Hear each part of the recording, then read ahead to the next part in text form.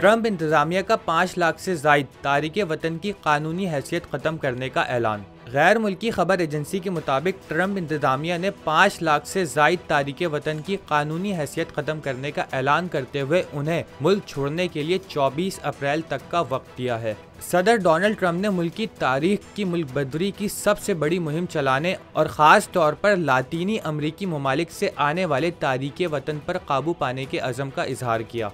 Report के मुताबिक अमरीकी सदर के हुक्म से क्यूबा, हेटी, निकारागुआ और वेनेजुएला से आने वाले तारिके वतन मुतासिर होंगे, जो साबिक सदर जो बाइडन की जानिब से शुरू की गई एक स्कीम के तहत अमरीका आए थे।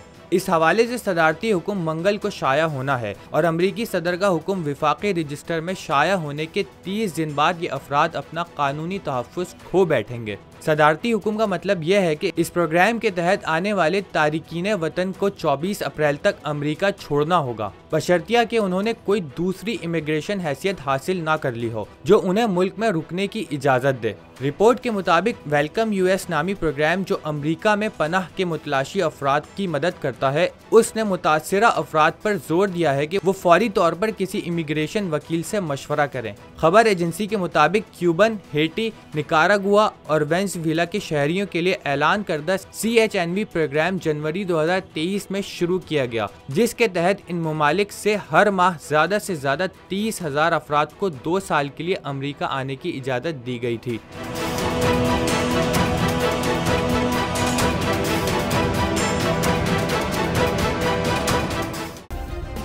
सब्सक्राइब करें और बेल दबाएं ताकि कोई खबर रह न जाए।